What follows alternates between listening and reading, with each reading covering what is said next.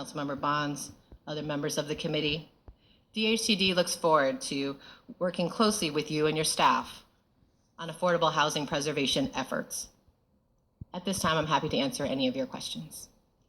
Thank you, Ms. Ladd. We're going to try around 5 minutes for each member. I don't understand, you say DHCD is working with the developer. That would be with Sanford and Mr. Griffith's group? Oh, my apologies, Mr. Chairman. No, the property that we are speaking about, 3200 13th Street, is owned by a different LLC. Which is 3200 13th Street LLC. Right, which So is that's who you Zed mean. Smith. Zed Smith? Yes. Who else? Oh, I forgot there's one other gentleman, but it's not associated with Sanford. I'm sorry. There's another gentleman to the party that I've forgotten. Hopefully the name will come back to me, but it's not a party to Sanford. Okay, so there are two principals in 3200 13th Street. One is Zed Smith. You don't remember the other. You'll get us the name if you don't remember it before you leave the table. Yes, sir. And that's who you're working with. Yes. Why hasn't DHCD looked at its interest in 3200 as leverage to force improved conditions at the Sanford properties? Do you understand my question? Sanford went to the zoning commission and got a PUD for the 4 or 5 buildings, including 3200. And I don't quite understand how they could do that, but that's what they did. And DHCD has an interest in 3200. You could turn around and say to Sanford, you know, you got the leverage over the building, and therefore you got leverage over their behavior. Why isn't DHCD doing that? That's a good question, Mr. Chairman. How I can explain it is that the property that is owned by the LLC with Zed Smith is the property that has the DHCD loan on it. There was, over the last couple of years during our research, 2 separate contracts to purchase the property, one in which Sanford was a party to. In order, though, for clarification purposes, in order for the Zed Smith LLC to actually transfer the property to another party, Sanford or otherwise, they would have to get DHCD's written approval, and it's provided in a loan agreement as one of the clauses. Yes. As of this time, DHCD has not provided that written approval. It seems to me DHCD is in a position of a lot of leverage. Can you foreclose with the loan? Can you foreclose on the property? Yes, Mr. Chairman. One of the remedies under a default situation for an asset that DHCD has a loan on is foreclosure. And other options include deed in lieu of foreclosure. We also can do a friendly sale, and we also have the option to do loan modification if that seems fit. There are a variety of workout solutions when assets fall into this type of situation. Okay, well, I'm not so much interested in workout as I am in trying to preserve the affordable housing that's at that location. And again, this building that you have the note on, and when I say you, I mean DHCD, this building that you have the note on is part of the PUD. And in fact, if DHCD were to pull it out of the PUD, then the PUD falls apart. Completely falls apart. And you could foreclose on that today, and then now you are actually a property owner in this development, and the development can't go forward without DHCD. There are a number of ways that DHCD can apply pressure, use its leverage to force Sanford to behave differently, at a minimum to behave differently, or at a maximum to force the TOPA offer. And for sure, to require the improvement of the housing conditions. Mr. Chairman, I think there were multiple parts to your statement, so I'll address the one at a time. One component related to DHCD's ability to address the PUD process. DHCD did not provide comments to the PUD process that the Office of Planning and the Zoning Commission held. There was information that was provided to the Zoning Commission that I was able to verify today that gave the Zoning Commission information that there was one of the parcels had a loan granted by DHCD. Yeah, but that's not really responsive to what I'm saying. Forgive me, I had more, if I could elaborate further. The next thing I would say is that the only way in which the developers of the Congress Heights Metro development property can move forward is if they have site control. Currently, the developers do not have 100% site control because one property that they do not have is the 3200 13th Street address, which Zed Smith owns. Okay, so and which is the loan that we one have. possible scenario, remembering what Will Merrifield said earlier, he was saying that the developer, Sanford, has control because they decide when the timing is for the TOPA notice. But hearing what you just said, they can't proceed with demolition under the PUD until you free up the building. So maybe you're the one that's delaying the TOPA. You get what I'm saying? Now, I don't really mean to be pointing fingers at you, but my theme is consistent, and that is that DHCD controls the levers here. And the only thing that DHCD has done since I met with Director Donaldson last summer, as far as I can tell, is nothing. You all can force Sanford to clean up the property. You all can force Sanford to issue the TOPA notices. You all can stop the PUD tomorrow. You have so many options available. And frankly, I think that in light of what DEMPET is doing across the street with the St. Elizabeth's site, the housing that's going there, but in addition, now that we have the Wizards practice facility that's going to go there, that environment has changed. And I think that that in itself, as a policy matter, suggests that DHCD should stop what's going on and start it over. So we have multiple reasons. In terms of planning, DHCD should stop what's going on. In terms of these tenants and the deplorable housing conditions, DHCD should stop what's going on. And in terms of affordable housing, what was the calculation now? This involved another property. 94 vacant units of affordable housing that Sanford controls. DHCD has the levers. And in the last 6 months, nothing's happened. Mr. Chairman, I would say that DHCD has the leverage related to the 3200 13th address because that is the site in which we have a loan on. We do not have any loan to the other 4 properties that are under discussion in which Sanford controls.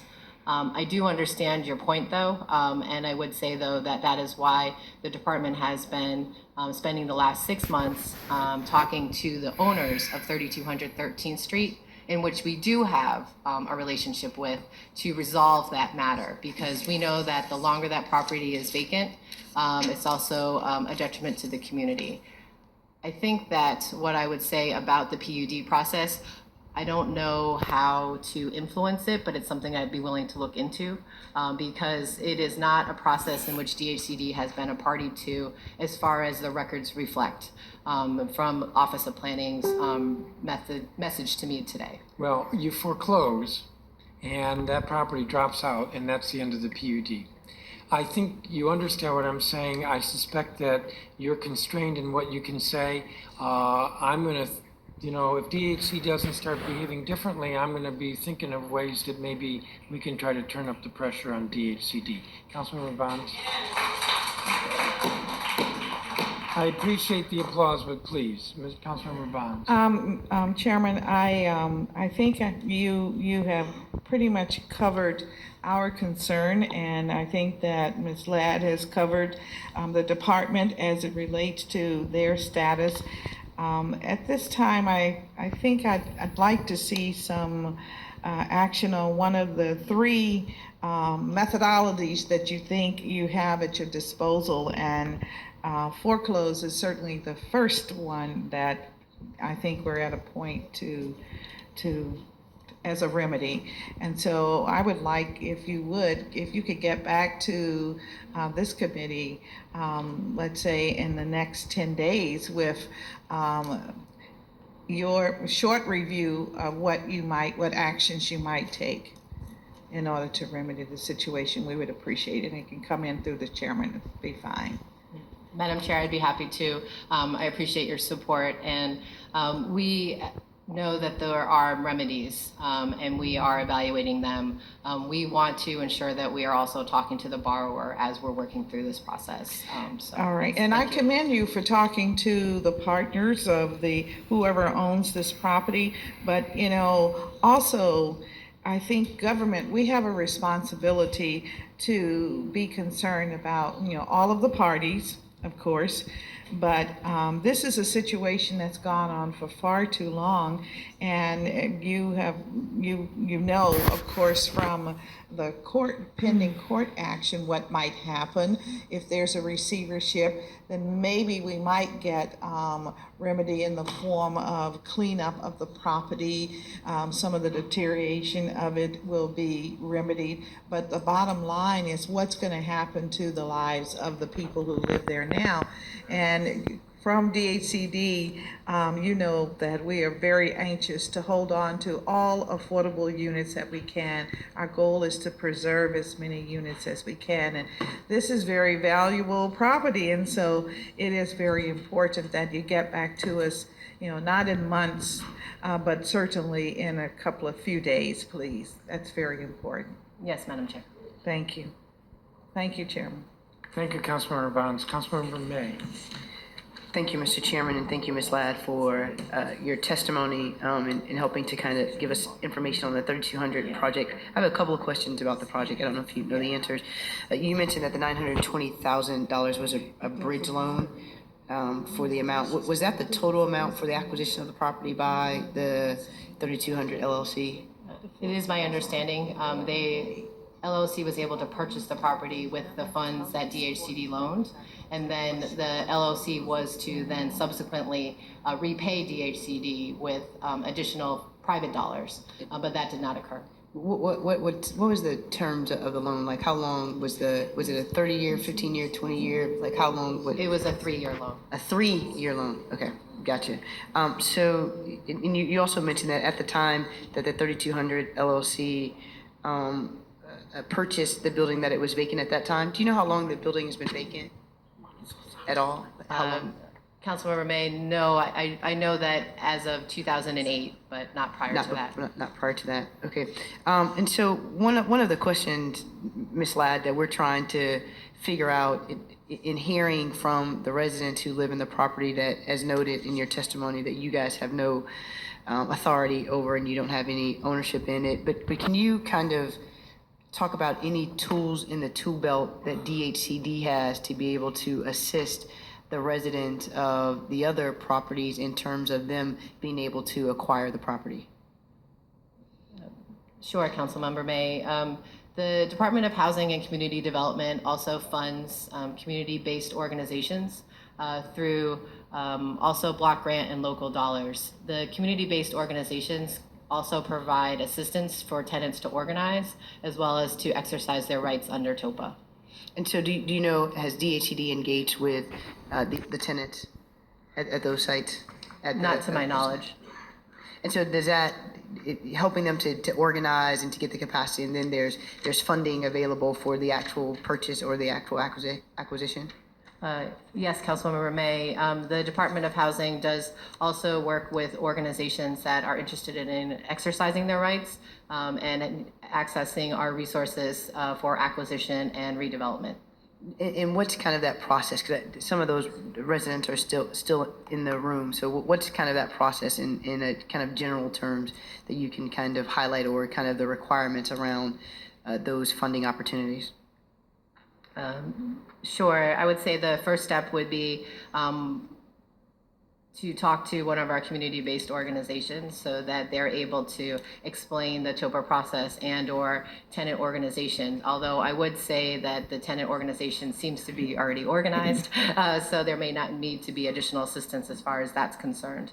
As it relates to accessing DHCD resources, I would say the first step is to come and talk to the Department of Housing, our Development Finance Division, so that they are aware of what funds we have available, what process they have to go through, and then how to again just access the resources.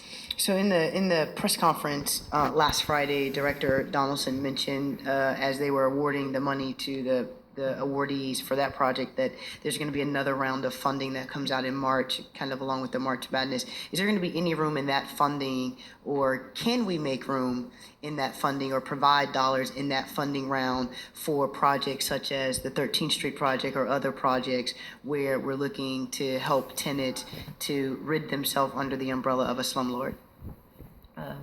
Councilmember May, I would say that as it relates to accessing DHCD's dollars for acquisition and renovation, as you stated, we have a competitive request for proposals process whereby developers or owners or tenant organizations can apply to the department once the funds are made available. And then as it relates to a specific priority, it is currently not a priority point as it relates to how we score projects, but we do evaluate the RFP each time before we release it.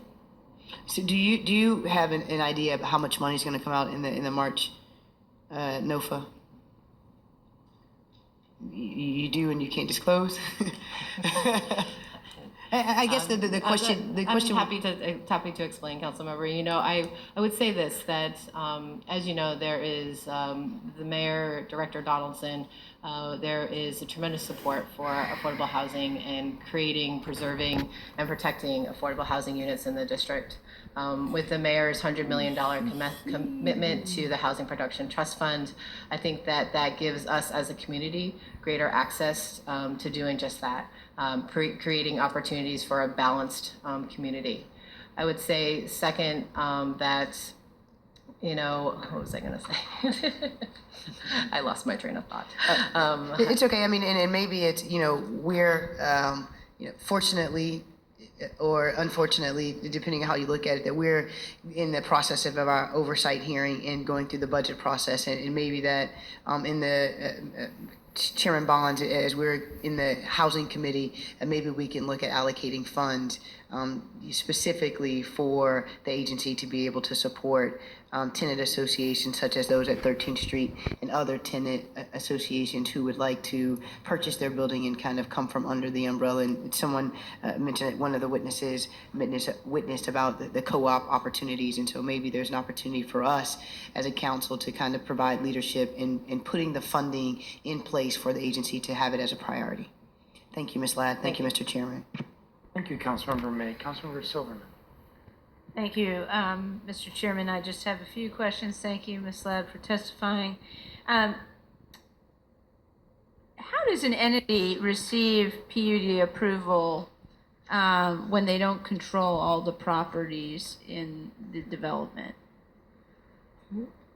I agree, that is an excellent question. I'm not familiar with the PUD process because it's managed by the Office of Planning. I think the question would be best answered by the Office of Planning. Okay. I'm sorry, I'm not able to give you more details. Well, that's understandable. So getting back to the chairman's question, I think what's troubling is that it doesn't sound like DHCD has a plan, and perhaps only decided to really dig into this after there was a lot of press scrutiny of the project. So can you, Ms. Ladd, can you explain again, because I tried to follow along when you were answering the chairman, but what is DHCD's plan? How do you plan to deal with 3200 13th Street, and what is DHCD's concern or plan of action about this property and the development and its impact on the rest of the development? Sure. Thank you for that opportunity, Councilmember Silverman. I would say a couple things. If I may, let me back up with some of the time frame that might help give some color. I would say let's start with 6 months ago. 6 months ago, I know there were lots of conversations about the property and the conditions at the property. In addition, the department was also looking at the asset because the asset is in default. And so that 3200 13th Street loan, we were prepared towards the end of 2015 to make a decision. The reason why we did not make a decision at the end of 2015 is because we learned about a tax sale.